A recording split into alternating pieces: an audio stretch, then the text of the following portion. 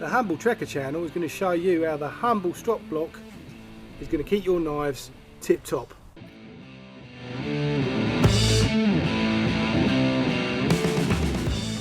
One of the hottest topics on bushcraft forums around the world, on the internet and in real life, is how you keep your blades sharp. There's enormous different ways, 100 different opinions on what you should do to keep your knife sharp. Now I've got a very simple methodology, very simple philosophy for keeping my knives in good shape, and that is, number one, I purchase knives that are sharp out of the box. I'll have no truck with a knife manufacturer that gives me a dull blade, unless they tell me it's dull in the first place when they sell it to me, and it's part of their manufacturing. They expect the user to get that blade and then sharpen it, put a grind on it to their own specification. I've got no problem whatsoever with that. But companies that are selling you a knife should be selling you a sharp knife. And what I call a sharp knife is a knife that can take the hair off your arm, off your leg, off your chest with a gentle push. That's a sharp knife to me out of the box. And then it's up to you, the user, to keep it in that shape for the rest of that nice life. And I'm going to show you how to do that. The way you keep your knife in good condition is this is going to be your number one friend. This is a strop block. This is a leather strop glued to the top of a wooden block. It's no more complicated than that. You can make this yourself. You just need a scrap of leather, a flat planed right angle piece of wood. You can glue it on top, or you can purchase it. These are available very cheap, between $10 and $15. You normally get some strop compound to go with it. So let's see how it works. I like using the strop block over any other method of maintenance for your blade, because you're guaranteed to maintain the factory grind. As soon as you start taking a stone or a mechanical device to sharpen your edge, you're going to be affecting or changing the factory grind. And now, as I said, if you've bought a sharp knife, that factory grind only has to be maintained by you. And a strop block is going to be your friend to getting that done. As I've said earlier, all it is a block, a wooden block with leather on top, a leather strop. And of course, strops, you get the flexible strops, the semi-rigid strops. But for bushcrafting type knives, I prefer the solid strop. And also for larger blades, for example axes and machetes, kukris, this can also be used. So of course you can use this just plain without any stropping compound on it, or you can add stropping compound, and you can get stropping compound in different grades, from just polishing up until sharpening. So I'm going to be adding to this some German Solingen stropping compound. There it is. I'll put the link in the description below, and I add it just like this. I don't really, nobody's ever taught me this, it's just something self-taught. I just rub it in like that, then you go, you've got your stropping compound on. Now my favourite grind of a knife for bushcraft is without doubt the Scandi grind. All you do is put your blade down, and the reason this excels for the Scandi grind is because it's so easy. A child can do it, I can do it, anybody can do it. You get your grind down there, and this is a zero Scandi grind. It goes right down, there's no secondary bevel whatsoever, so this also makes it perfect to use, so easy to use on a strop block. You put it down like that and you feel that you've got the grind exactly flat on your strop, and you just bring it. I've got too much, a little bit too much compound on it, but don't worry, that will rub off and it'll start to work. You just bring it backwards and forwards. So whenever you're out in the field, after you've used your knife, all you do is bring it back to your strop block, and you just run it over your strop a few times, and you're going to bring it back to raise the sharpness. To do the tip, work in this motion.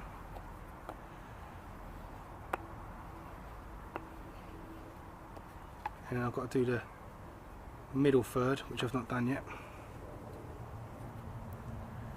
Push down with a firm, decisive strength down on the block. Not too hard, not too soft. you'll get the feel of it. It depends on what compound you're using. As always, you've got to find your own way with these methods.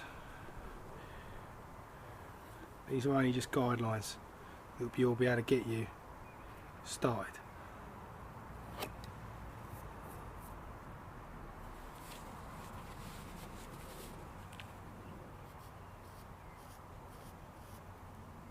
I've got very fair hair on my arms, so you probably won't see it.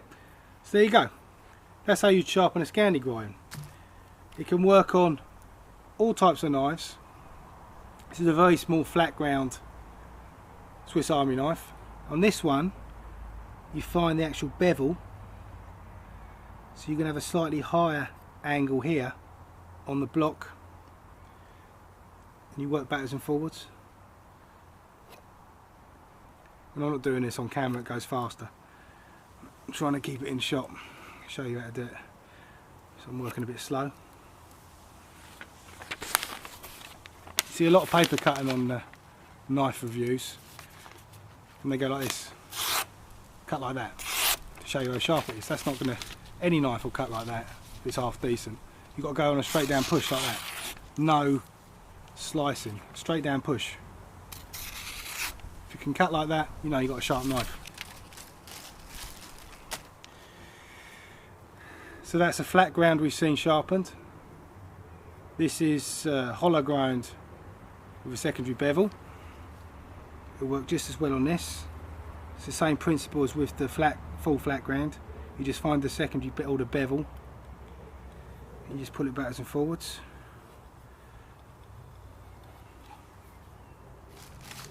This is a larger full flat ground knife. Same principle with the small one. Backwards and forwards. Got another pocket knife, Swiss Army knife, Wenger knife. Again, find the bevel, backwards and forwards. So your strop block will work on all your small, medium size, large knives. But it's got a trick up its sleeve. You can also use it on bigger items. When you want to sharpen an axe with your strop block, you pick up your strop blocks and you take your strop block to your axe. And you just, I like to line it up like this so I can see what I'm doing. I can see right down the grind. And I like to just, as if you're stroking the blade, polishing the blade, because that's pretty much what you're doing. You just bring it around like this, and it's a convex grind on this, of course. Is it convex? I'm getting the words right. It's around like that. And then, if you're good with your left hand, I'm not so ambidextrous, you can do it like that. Or, if you're not so great with your left hand, you can do what I do. Bring it back around like this, and then look down at this way.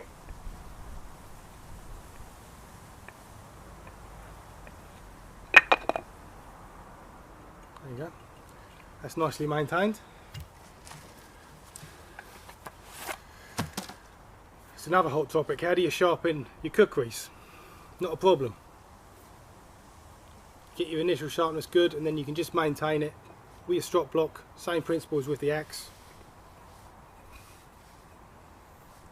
You just look down the blade, see that you're maintaining the curvature of the grind, and you polish it all the way down. This one I'll turn around. Got to be careful not to take your finger before it nose off. And then I'd put it like this, and then